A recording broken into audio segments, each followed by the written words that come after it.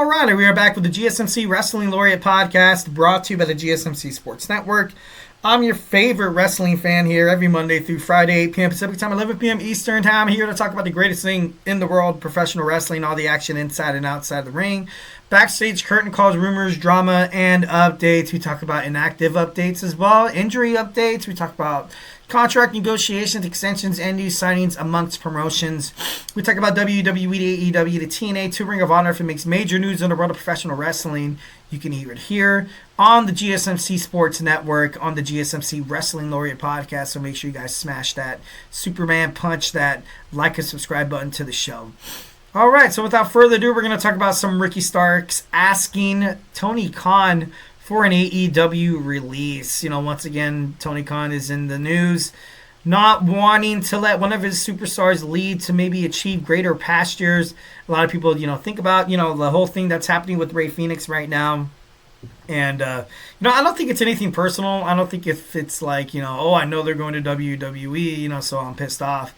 I just think that, like, when people sign a contract, and I think it was Baron Corbin who tweeted something about it or posted something on social media, it's like, dude, when you sign a contract, not a lot of people embrace that contract anymore. Like you see with the NBA, you see with the NFL, when players get frustrated and they get pissed off or, they feel like they want to leave, they just, demand a trade. And back in the day, it wasn't really like that. And I feel like that's maybe a reason why declining viewership in the NBA is kind of at an all-time high right now, is because audience members, fans who love the team, who are from the city, they can't really relate to their players anymore. They can't really invest, emotion or time and be like, because, if I'm a San Antonio Spurs fan, and we did it right. We had Tim Duncan, Tony Parker, Manu Ginobili, and we did have, obviously David Robinson for, in the early 2000s, late 90s, who was just kicking ass, who was just good, and they were great together. And there's a lot of role players that, that stood by Greg Popovich, because Greg Popovich ultimately wanted players to play for the name on the front of the jersey instead of on the back of the jersey. Be like, hey, no, you guys got a chance to be beloved. And you have a lot of fans, that was like, oh, you know what, I'm going to need to be, and that's something that the Golden State Warriors, I think, will, that ultimately done, super damn well as well. But there's big name stars that just really don't care. They're just like, I'm going to go for the biggest spot. I want to win a championship, but that's cool and all. Personal success is great. Not trying to shed negative light on individualistic goals. That's cool. That's all good. That's the American dream, baby. But at the end of the day, if you really want to make a connection to the fans, it's like, the players win. The players win. The teams win. But the city doesn't win. They win a championship. Yeah, they win a championship. But the NBA really doesn't win a championship, or they don't really get more viewers. It just doesn't really seem like it's good for the league. And you've seen the NBA ultimately decline. Okay, moving on to Ricky Starks. We got Ricky Starks, who's a young, rising star that, he didn't get injured. And he really, they're just not putting him on AEW programming or Ring of Honor. He's kind of had to jump to GCW events. And honestly, I don't really know what Tony Khan's doing right now. Ricky Starks is looking for, his way out of AEW. Starks has asked for a release in the past as well. Starks doesn't know why he hasn't been used. He's been absent off of AEW programming since March 2024. Starks plans to work with the independent wrestling circuits to basically stay relevant, and that kind of sucks. He's like I said before, he's a young rising star. He has a lot of skills. He has all the skills in the world. AEW. I hope Tony Khan's not investing in a lot of you see. And maybe he might be faltering to this, and I'm not saying Jon Moxley is an old superstar whatsoever, but he's the AEW champion again. AEW owns Ring of Honor. Who's the champion Ring of Honor? Aged, old, slow. He's not the same guy he used to be 10, 20 years ago. Chris Jericho, who holds the Ring of Honor World Heavyweights Championship, and, it's kind of lacking. It's kind of like, you see the match with, I think it was Dak Shepard. I could be wrong. And it just looked it looked bad. It's like, oh, we're the best You sure about that? And you're just kind of playing into these memes. You're playing into a lot of these criticisms that a lot of the media, on Twitter or X, whatever you like to call it, Instagram or whatever, you have all these people kind of coming after you, kind of painting a negative picture of your outside perception based on, and they damn near have the right to, based on the matches that you are producing on your shows. If you want people to take you seriously as a wrestling promotion, you got, it's like and I don't want to downgrade wrestling, but it's like a choreographed play. You think the producer of Cats, or do you think William Shakespeare, when he was directing or even acting in some of his plays, he was like, okay, we're gonna, then one of the actors like totally botched it.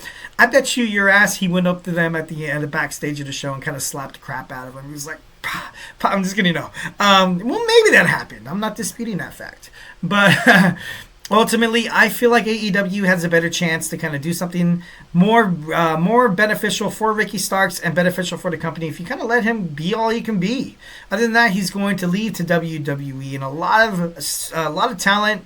I feel like, I'm not trying to seem like a jerk. I'm not trying to see Tony Khan or trying to make you guys seem like he's a bad promoter or a bad person or bad for professional wrestling. But you've seen a lot of people kind of like, like we've kind of seen, we've been in WWE. We thought the grass was greener on the other side.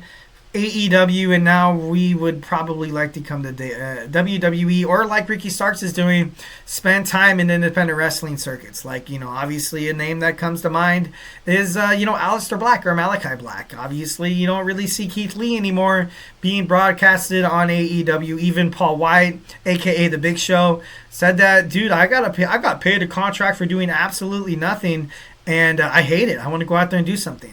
And then, of course, CM Punk. CM Punk absolutely left WWE on bad terms, vowed he would never come back to professional wrestling, only to come back to professional wrestling to stay in AEW for a little stint, and then he was like, oh, dang, I don't really like it here. I don't really like the people that run it. I don't really like the people who have a say-so. Obviously, maybe the Young Bucks, some of the EVPs. I'm going to come back to WWE, and against all of his wishes, against every moral fiber in his being, he came back to a company that, like Seth Rollins said, that he tried to destroy. Every single time he had TV time on AEW, he would throw crap at WWE. Only for CM Punk to come back. Does that really make sense? Unless you know that maybe something might be lacking over there in AEW. But I do watch AEW, and I do think it's I do think it's a great show. So I feel like they can be better. I said it a million times on this show already that I feel like 2025 is going to be great for AEW. They recently said they're going to be throwing shows on Prime Video. They signed this contract with HBO Max, and they will be broadcasting their PLEs on there, which I feel like is absolutely a necessity for them to do so, because if you make every single pay-per-view or PLE to be like, oh, you got to spend $50 to $100 to watch AEW or quote-unquote the best wrestle, no one's going to do that. WWE knows that. WWE was like, oh, yeah, we can have people pay for pay-per-views, and some people still do. But, we're going to put it on Netflix. We're going to sign a Netflix deal. We're going to put it on Peacock. We're going to let you guys stream it live on Peacock. And, the subscribers pile up, and Peacock and NBC, along with the World Wrestling Entertainment, has a deal. Probably with, you have your subscribers, you kind of get your cut. And it's a money idea, something that AEW should definitely embrace. But, with the whole thing, with all the bad press coming around Ricky Starks, and like I mentioned before, Ray Phoenix, basically, oh, you got injured, so you got to spend some time here. The injuries, but, I feel like Ricky Starks hasn't really spent too much time on the shelf. Maybe here and there, a couple bumps and bruises, but he wants to be on AEW television. He wants it. He wants to be relevant. And for him to be relevant, he has to jump onto independent wrestling circuits. Are you kidding me? that's, I just don't feel like that should be great. I feel like he would be amazing in WWE, definitely on WWE NXT. I don't want to like gas him up if anything like that, but he kind of reminds me of like a young, it kind of looks like The Rock a little bit. A young The Rock. I definitely feel like he could, he could be a rising star. He has the face, he has the voice, and he has the charisma, and he has the overall technical like wrestling approach when you watch him on AEW. Like I said, I've been watching a lot of AEW ever since they've been on HBO Max. Been watching a couple of old Dynamite episodes, and I can see why they missed Cody Rhodes. I can definitely see why that when he left, it was it was a huge blow to the company as opposed to like CM Punk leaving. But no, it was a good product. It was cool. Jim Ross was there. A stadium or a venue filled up of 10,000 plus fans, and now they're lucky to get like 8. Like it's crazy. It's crazy. But it could be pretty cool for Ricky Starks to make his way into WWE. So Tony Khan currently suffering under the Paul Levesque era in terms of professional wrestling. Ricky Starks has a close relationship with his buddy Cody Rhodes. Ricky Starks was seen at multiple WWE events, the Royal Rumble, obviously, and I believe at WrestleMania as well. Will he be in the Royal Rumble this year? Ricky Starks, I don't think he will. I think that's highly less likely. It seems like the only reason people signed with AEW was ultimately to avoid Vince McMahon. And once when Vince McMahon left and, they were, Triple H, Paul Levesque took over, it seems like I said, the grass is greener on the other side. I feel like he could definitely be the future of, like, he could be an NXT champion. He can definitely be an NXT champion. Kind of, like I said, reminds me of, like, a young The Rock or maybe even, like, a young Austin Theory. But, unlike what Vince McMahon did to Theory, which totally messed up his career, I feel like Triple H would have this guy he'd be like the Wonder Kid. He'd be like the Wonder Boy, the next up-and-coming star. Maybe a USA champ, maybe an Intercontinental Championship. Who knows? His contract is expected to end last year with an option, but I believe he signed it.